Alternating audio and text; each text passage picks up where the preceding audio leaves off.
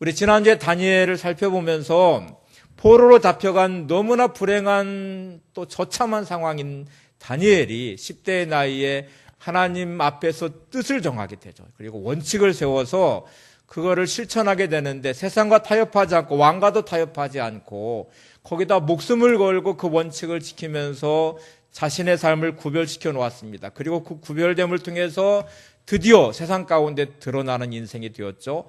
그런 다니엘의 인생이 쭉 이제 다니엘서를 읽어보시면 정말 하나님이 그를 지혜를 주시고 출세하게 하셔서 탁월한 인생을 살게 하세요. 다니엘 6장에 오면 바벨론이라는 나라가 바사 메대 제국의 멸망을 당하는데 메대 제국의 그 다리오 왕이 이제 바벨론을 멸망시키면서 여러 인재를 등용하게 됐는데 여전히 다니엘은 그곳에서 쓰임 받습니다. 다니엘을 보니까 너무너무 똑똑하고 지혜롭고 그래서 다니엘을 쓰기 위해서 많은 총리와 방백들이 있는데 다리오 왕이 다니엘을 그들 중에 우두머리로 2인자로 세워서 천국을 다스리려고 하는 계획을 세우게 되는데 다른 사람들이 볼 때는 얼마나 이게 시기가 나는 일이에요. 포로에 불과했던 다니엘이라는 사람, 바벨론 나라 사람도 아니고 바사 메대 제국이 바벨론을 멸망시켰기 때문에 바사 메대 제국의 사람이 관리가 되고 그래서 다스려야 되는데 포로 멸망한 바벨론 나라의 관리였던 다니엘을 다시 다리오 왕은 들어서 그를 인자로 쓰려고 하는데 그것도 어떤 일정의 관리가 아니라 최고의 자리인 2인자의 자리에 놓아서 중국을 다스리려고 하니까 이게 이제 견딜 수 없는 것이죠. 그래서 다니엘에게 있는 문제가 뭔가 찾아서 그를 모함하고 그를 함정에 빠뜨리려고 다니엘의 인생을 잘 살펴봤는데 흠을 찾을 수가 없었습니다. 유일하게 있는 문제점이 하나 있다면 다니엘이 하나님을 섬기는 사람인데 하루에 3번씩 꼭 예루살렘을 향해 창문을 열고 기도하는 기도의 사람이라는 거예요. 그래서 이 문제를 가지고 다니엘을 함정에 빠뜨리려고 다리오 왕에게 가가지고 한 가지 법을 만듭니다. 이 법은 철저하게 다니엘을 무너뜨리기 위한 법이에요. 그 법에 내린 그 금령이 뭐냐면 왕이시여 왕 외에 어떤 신이나 사람에게도 구하면 이 사람을 잡아서 사자굴에 던지는 법을 하나 만들려고 합니다. 이 법을 좀 승인해 주시면 도장을 찍어 주시면 이게 금령이 되어서 이제 반포가 될 텐데 이 법으로 해서 왕 외에 어떤 신에게나 사람에게 구하지 못하도록 만들었으면 좋겠습니다. 그런 제안을 하게 되고 왕이 허락을 해서 이제 이 법이 반포가 돼요. 다니엘은 이걸 너무 잘 알았습니다. 이 법이 만들어진 것은 자기 때문에 자기를 함정에 빠뜨리고 죽이려고 만든 법이라는 것을 너무 잘 알고 있어요. 여러분, 다니엘은 어린 나이에 하나님 앞에 뜻을 정하고 원칙을 세움으로 해서 구별되고 드디어 세상 가운데 드러난 사람이었습니다. 그리고 잘된 인생이 되었습니다. 하나님이 그 인생에 복을 주셔서 그 원칙을 지킴으로 잘 됐는데 이번에는 오히려 원칙 때문에 다니엘이 세운 이 원칙 때문에 죽게 된 상황이에요. 이 원칙을 계속 지키면은 사자굴에 던져서 죽을 수밖에 없는 법이 반포가 됐으니까 오히려 이 법 때문에 이제 다니엘을 세운 원칙 때문에 죽을 수밖에 없는 상황이 됐습니다. 저나 여러분이 살아가면서 이렇게 신앙생활 할 때 어떤 원칙이라는 걸 정해요. 은혜를 받으면 내가 예배를 잘 드려야지, 11조를 잘 해야지, 주의를 잘 지켜야지, 성경을 내가 봐야지, 내가 큐티를 해야지. 뭐 이렇게 나름대로 원칙을 정하는데 이런 원칙이 잘 지켜지면 좋겠는데 환경은 그럼 우리를 가만 놔두지 않죠. 여러 환경들은 이 원칙이 무너지도록 만듭니다. 어려운 환경이, 바쁜 환경이, 때로는 힘든 삶의 자리가 11조에 대한 원칙도, 주일 지킴에 대한 원칙도, 사역과 봉사에 대한 원칙도, 기도에 대한 원칙도 다 무너뜨리게 만들어서 여전히 내 인생을 그냥 초라한 모습으로 남게 만드는데 다니엘이 지금 이런 큰 이제 시험을 당하게 된 것이죠.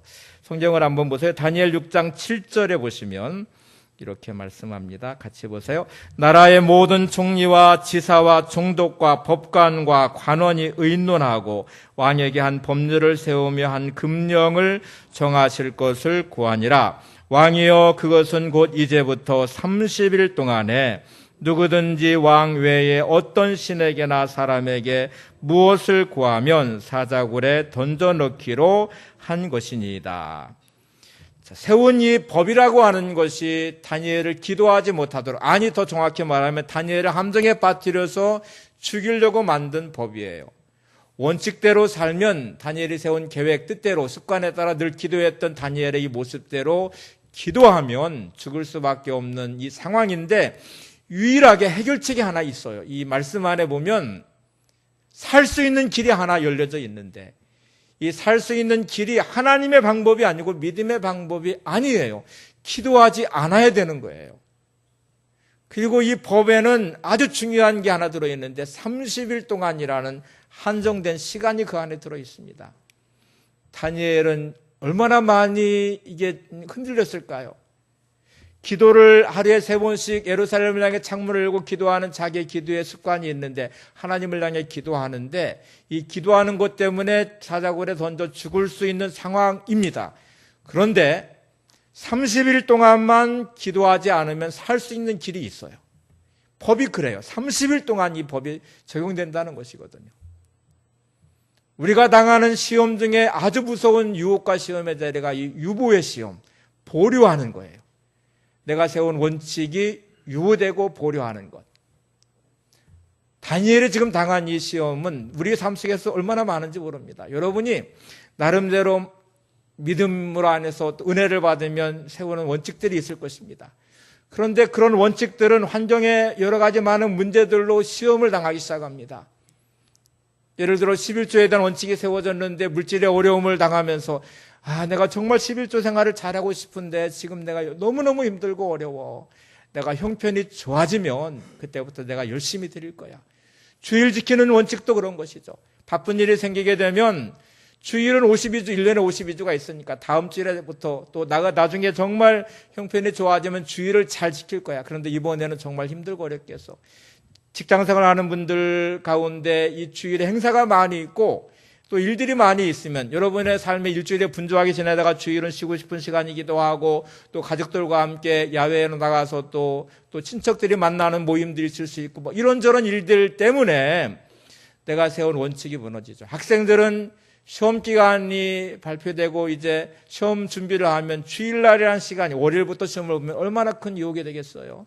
주일날 교회 가서 예배를 드리면 시간이 그만큼 빼앗기게 되는데, 내가 공부해서 시험을 잘 봐야 되는데, 성적이 잘 나와야 되는데, 이런저런 일들로 우리는 이렇게 유보의 시험을 당하게 됩니다. 다니엘의 모습도 역시 그런 시험 앞에 놓여지게 됐는데, 여러분, 다니엘이 받은 이 시험은 그냥 단순히 손해보는 정도가 아니에요. 죽음이 앞에 있어요. 이 법을 어기면 사자굴에 던져져서 죽임을 당해야 돼요. 그런데 30일이라는 시간이 딱 법에 들어있기 때문에 30일 동안만 내가 기도하지 않으면 나는 살 수 있는데, 방법이 거기 들어있어요. 다니엘은 선택을 해야 되잖아요. 내가 기도하지 않고 30일을 그냥 지나간 다음에 하나님, 제가 더 열심히 기도할게요. 하나님, 저 아시잖아요. 제가 지금까지 얼마나 신실하게 하나님을 섬겨왔는지 아시잖아요. 제가 한 번도 빼먹지 않고 하루에 3번씩 하나님께 늘 기도했던 사람인데 이 법이 나를 죽이려고 만든 법입니다. 하나님, 제가 30일 동안만 기도하지 않고 그 다음에 제가 더 열심히 기도할게요. 그렇게 마음속에 갈등이 생길 수도 있잖아요. 우리가 받는 이 유보의 시험 가운데는 정말 많은 타당한 이유들이 있습니다. 그거를 하지 않는 이유들이 많아요. 내가 지금은 11조 드리지 못하지만 나중에 내가 더 많이 드릴 거야. 지금은 내가 주일을 온전히 지키지 못하지만 내가 좀 안정이 되면 정말 내가 주일을 성소하고 잘 지킬 거야. 내가 지금 사역하고 봉사하지는 못하지만 형편이 조금 좋아지면 내가 정말 죽도록 충성하며 열심히 봉사할 거야. 그러면서 지금도 내 삶은 자꾸 신앙의 원칙들이 무너지고 유보되어 있는 모습은 아닌가. 사람들이 우리에게 또 그렇게 말을 해요. 너 그렇게 왜 유별나냐? 너 혼자 예수 믿냐? 나도 교회 다녀. 너 혼자 무슨 독불장군이라고, 너 혼자 무슨 대단하다고 그렇게 하려고 하냐? 좀 함께 하자. 이번만 주일이 있는 거 아니잖냐? 좀 이번에 함께 하고 다음부터 열심히 나가면 되지 않느냐? 이렇게 자꾸 우리를 시험하는 유보의 유혹들이 있어요. 우리가 갖는 갈등은 그런 거를 통해서 내가 원칙을 지키다 보면 손해보는 경우도 많고, 사람들이 나를 왕따시킬 것 같기도 하고, 이런저런 생각들 때문에 자꾸 계산을 하게 되고, 그리고 유보시키고 보류하고 원칙이 자꾸 무너져버린 삶의 모습이 우리 안에 있습니다. 여러분, 다니엘을 기억하시기 바랍니다. 다니엘은 단지 손해보는 정도가 아니라 목숨이 달려 있습니다. 그러나 다니엘은 타협하지 않죠. 그 유보의 시험에 넘어가지 않습니다. 두 번째, 다니엘이 받는 또 다른 갈등이 하나 있을 것입니다. 그것은 다니엘의 기도의 습관은 매일매일 예루살렘을 향한 창문을 열어놓고 무릎을 꿇고 하루에 3번씩 기도하는 것이었습니다.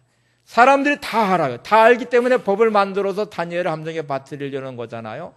그렇기 때문에 다니엘은 또 다른 갈등이 하나 생겼을 거예요.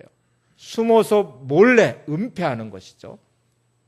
내가 기도는 하긴 하지만 30일 동안만은 내가 예루살렘을 향해 문을 열어놓지 않고 내가 몰래 기도하겠습니다. 다니엘 6장 10절 말씀을 한번 보세요. 다니엘 6장 10절 시작. 다니엘이 조서에 왕의 도장이 찍힌 것을 알고도 자기 집에 돌아가서 윗방에 올라가 예루살렘으로 향한 창문을 열고 전에 행하던 대로 하루 3번씩 무릎을 꿇고 기도하며 그의 하나님께 감사하였더라. 자, 다니엘의 지금 습관은 하루에 3번씩 꼬박꼬박 예루살렘을 향한 창문을 열고 무릎을 꿇고 기도하는 것이고, 이거를 사람들이 다 보고 있는 상황이잖아요. 그런데 30일 동안 내가 문을 닫고 몰래 기도하면 되지 않을까? 마음에 또 갈등이 생겼겠죠. 너 그렇게 꼭 표신하게 할 필요 있느냐? 하나님은 중심을 보시잖아. 하나님은 마음을 보시잖아. 그러니까 숨어서 몰래 기도해. 내가 기도하지 말라는 게 아니야. 우리도 이런 시험 많이 당하거든요. 꼭 교회 나가서 이번 주일날 예배를 드려야 주일 성수하는 거냐?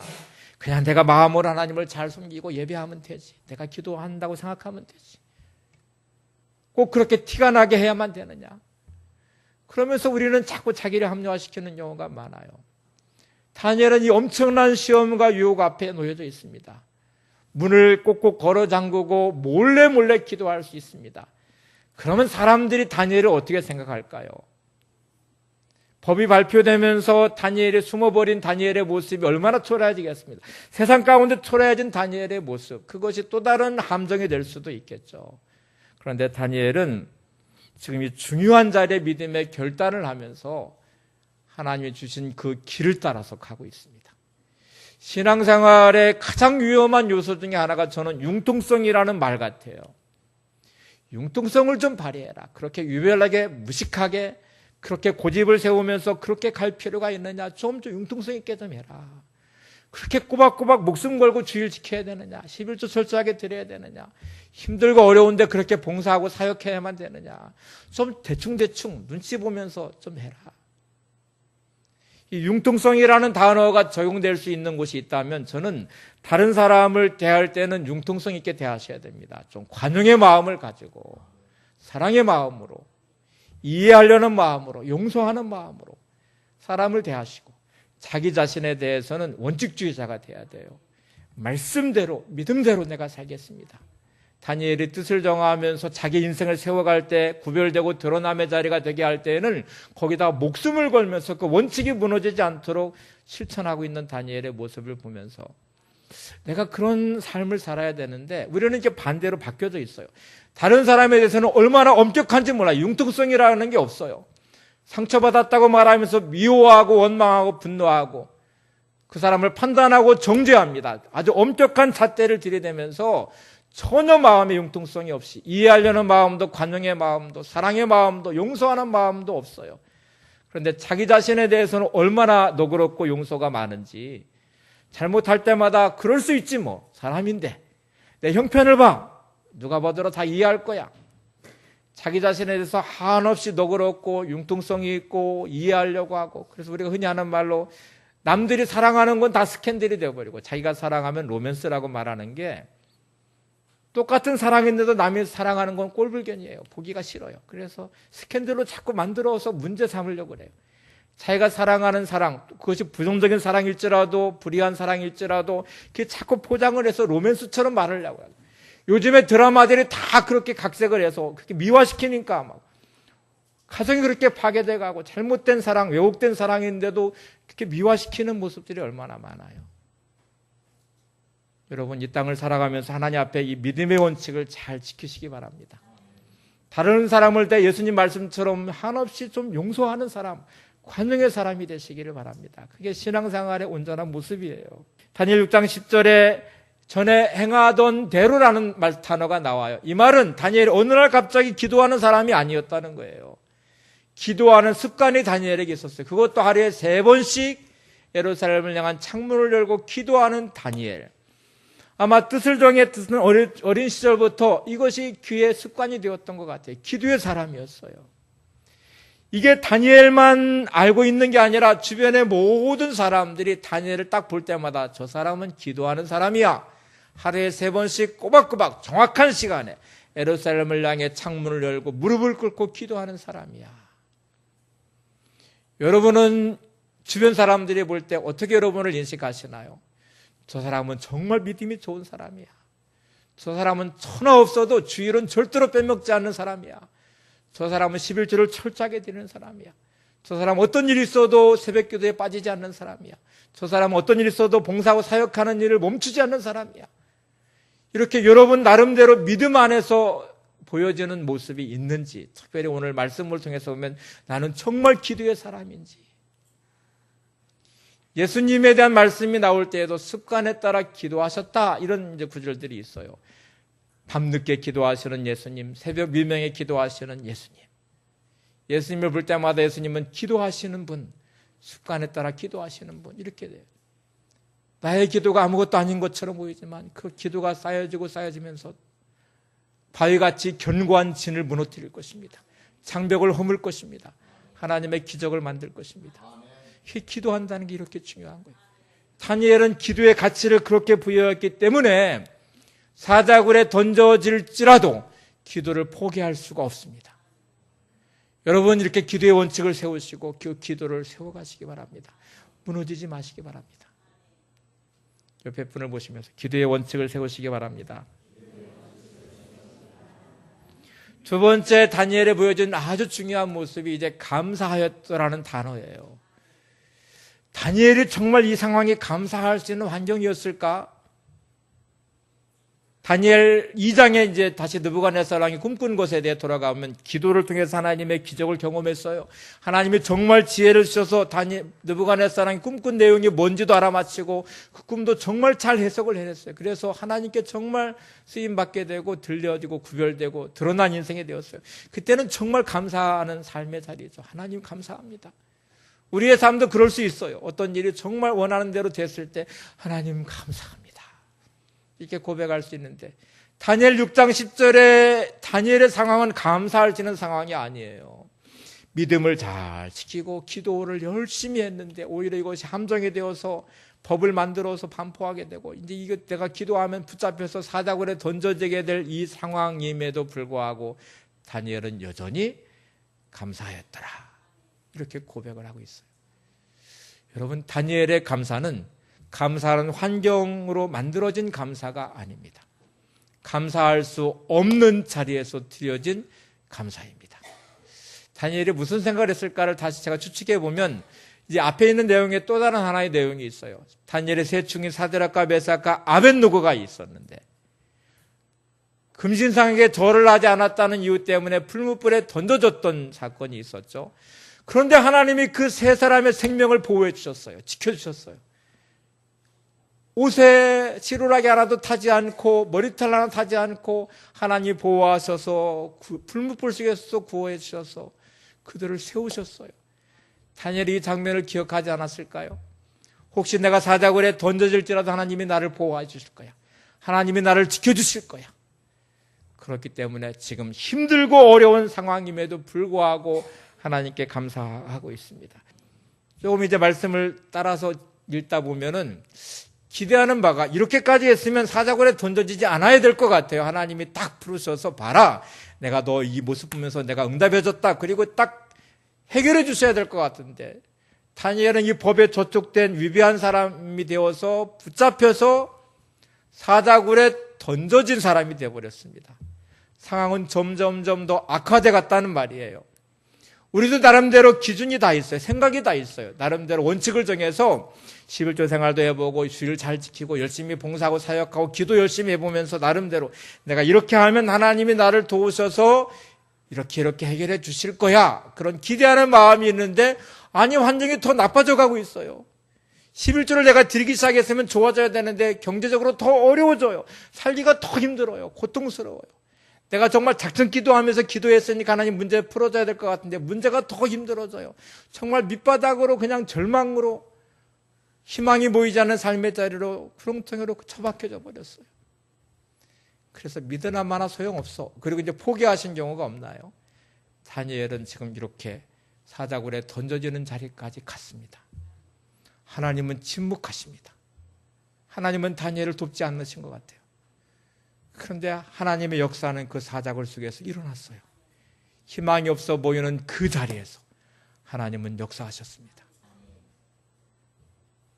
결론을 한번 보시죠. 이렇게 했던 다니엘의 인생과 법을 만들어서 왕의 승인까지 받고 이제 다니엘을 꼼짝없이 잡아서 죽일 수 있다고 확신했던 이 수많은 방백들, 총리들, 관원들 함께 모의해서 연합해서 다니엘을 죽이려고 했던 사람들의 결론을 한번 보세요. 이 사람들의 결론을 다니엘 6장 24절은 이렇게 말합니다. 같이 보겠습니다. 시작. 왕이 말하여 다니엘을 참소한 사람들을 끌어오게 하고 그들의 처자들과 함께 사자굴에 던져넣게 하였더니 그들이 굴 바닥에 닿기도 전에 사자들이 곧 그들을 움켜서 그 뼈까지 부서뜨렸더라. 다니엘을 참소했던 모든 사람들이 오히려 사자굴에 던져지게 됐고 그들의 굴 바닥에 닿기도 전에 사자들에게 다 찢겨서 죽임을 당했대요. 다니엘은 그 음모의 깊은 밤을 통과하면서 하나님을 신뢰하고 의지했습니다.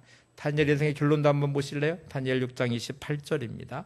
시작. 다니엘이 다리오 왕의 시대와 바사 사람 고레스 왕의 시대에 형통하였더라. 이 믿음의 원칙을 지켰던 다니엘은 다리오 왕의 시대에도 형통했고 바사 왕인 고레스 왕의 시대까지 형통했더라. 옆에 분 보시면서 형통한 인생이 되시기 바랍니다. 여러분 환경을 두려워하지 마십시오. 사람들을 두려워하지 마십시오. 그 음모의 그 밤, 절망의 그 밤에 하나님은 하늘에서 모략을 베푸십니다. 모략을 행하세요. 하나님의 지혜를, 우리가 하나님의 지혜가 필요한 사람들이잖아요. 우리가 2주 동안 이제 다니엘에 대한 말씀을 살펴보았어요. 다니엘이 지금 뜻을 정하는 이 인생으로부터 시작했잖아요. 여러분의 출발이 하나님의 말씀으로 믿음으로 원칙을 세우는 것, 뜻을 정하면서 하나님 앞에 내 인생을 세우는 데서부터 시작하시기 바랍니다. 그걸 통해서 다른 사람과 구별된 내 모습을 만들어 놓으시고 그 구별됨이 하나님 여러분의 인생을 드러내는 삶으로 가시기를 바랍니다. 그렇게 살다 보면 여러 가지 많은 시험과 유혹이 있을 것입니다. 그 시험의 자리는 유보의 시험이 있었잖아요. 지금 당장 아니더라도 차차 나중에 천천히 내가 형편이 되면 좋아지면 열심히 해야 되겠지 하는 이 유보의 시험을 잘 이겨내시기 바랍니다. 몰래 숨어서 이 은폐의 시험도 잘 이겨내셔서 여러분 세상에 드러나는 것을 두려워하지 마시고 구별되는 것을 두려워하지 마시고 하나님 앞에 여러분의 인생을 세우시기 바랍니다. 그리고 알고도 전에 행하던 대로 여전히 예루살렘 향해 문을 열고 기도하는 다니엘의 모습과 같이 여러분은 기도의 사람이 되시기 바랍니다. 그리고 여전히 감사하는 다니엘과 같이 모든 환경 가운데 감사하는 하나님의 사람이 되시기 바랍니다. 그런 여러분의 인생을 하나님은 주목하실 것입니다. 그런 여러분의 인생을 하나님은 쓰실 것입니다. 이 세상에 하나님의 대안이 되는 하나님의 사람이 되시기를 바랍니다. 우리 함께 찬송하고